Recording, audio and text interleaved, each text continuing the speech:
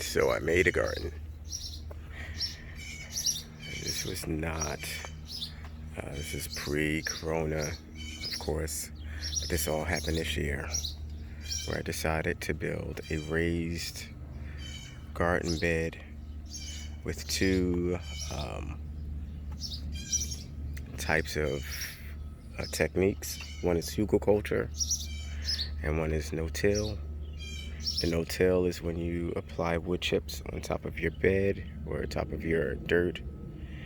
And the hugelkultur is when you apply wood, logs, and then you get smaller wood. I would even say tree trunks, then go down to logs, then go down to sticks, and then twigs, and then on top of that, I've even added more wood chips. And on the top of that, there's manure, compost, and then dirt. And the result is nice. There are a lot of lessons. The fish, ignore the net. That's for butterflies. It's trellised. That's what the poles are for. The beans have taken a liking to them, and they have grown up very well. The tomatoes are also doing well. They're growing up magnificently. It's about 27 feet long. There were cold weather crops in here. The broccoli and the kales, some of the kales made it or enduring during the summer. Spinach, those things were taken out, and they're going to be replanted back in the fall. Maybe. Now I'll talk about the maybe. In the back, I have my cucumber on a trellis that's designed to go up. They did okay. I'm going to talk about all of the good. I had to build a box. I'll explain why I had to build a box, maybe in another video. But for more cucumbers.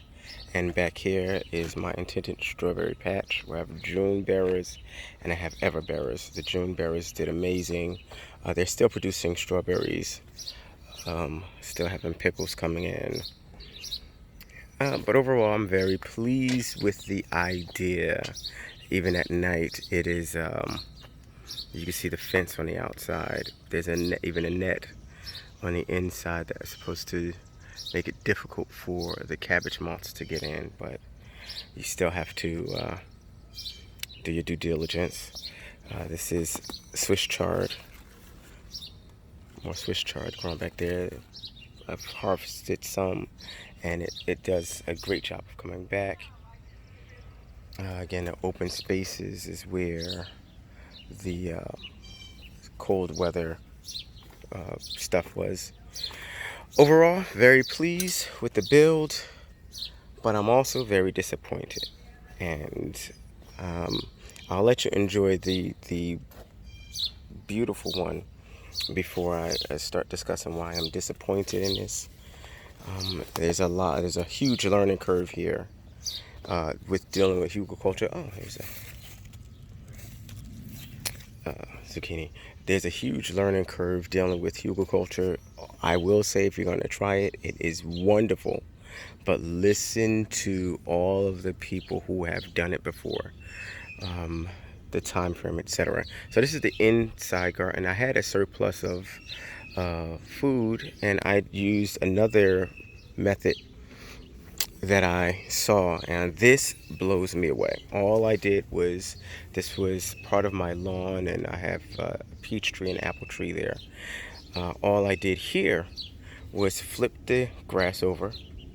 I compost, but I threw some compost down, but I filled it with cardboard, right? I saw this guy talk about the cardboard technique.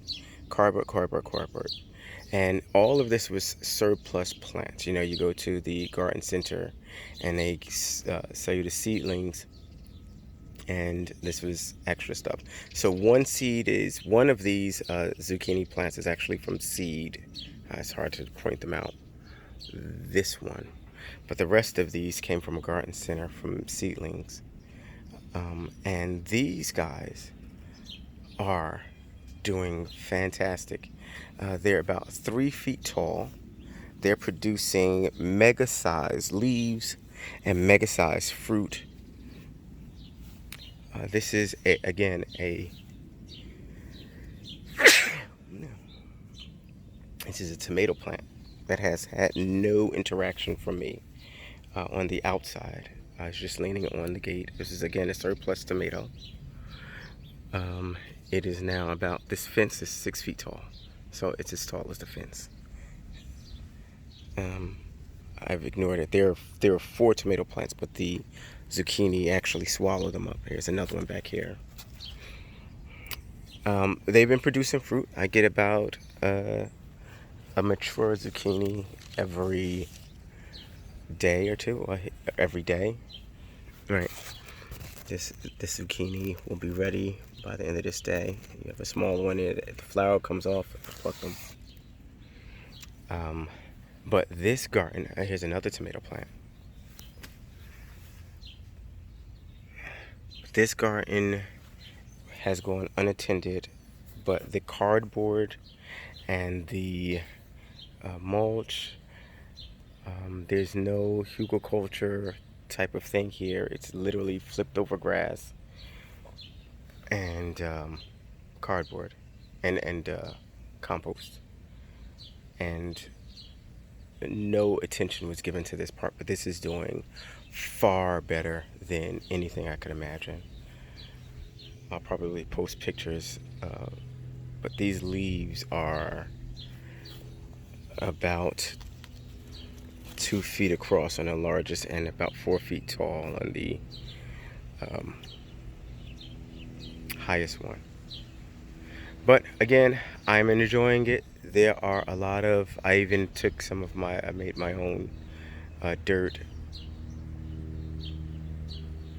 and added a watermelon plant. I think too late in the season, but it's even doing great. So enjoy. So this is what I like about it.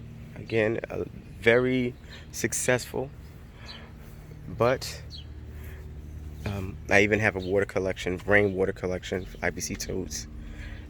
I never put it online, but it's